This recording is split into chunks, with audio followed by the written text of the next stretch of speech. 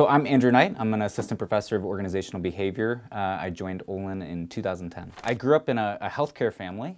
Pretty much everyone in my family is in healthcare. And so I was always the black sheep, interested in doing something outside of healthcare. A good chunk of my research now is focusing on more early stage ventures, entrepreneurial teams, startup teams, teams trying to innovate and trying to deliver. The students here are amazing.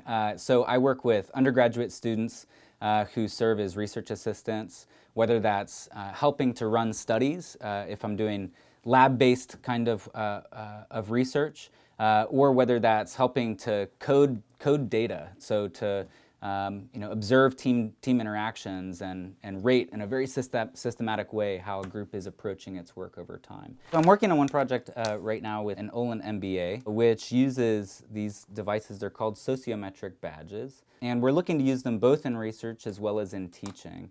They help to better understand interpersonal relationships in the workplace.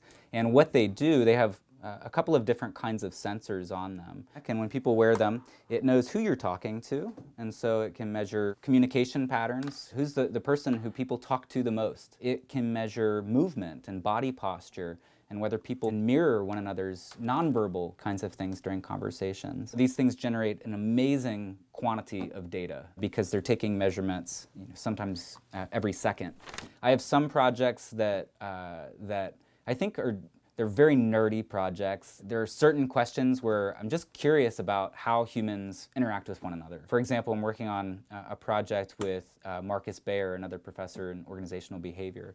And we're looking at the physical space that people work in and whether changing the layout of physical space can help groups develop more creative ideas. I have 3 kids. I have 3 boys, a 5-year-old, a 3-year-old, and a 1-year-old. And so outside of teaching and research and doing things here on campus, that consumes almost all of my time. We like to explore all of the great things that St. Louis offers for kids. Science Center, City Museum, the zoo. I mean, there are just lots of great things to do with kids around here.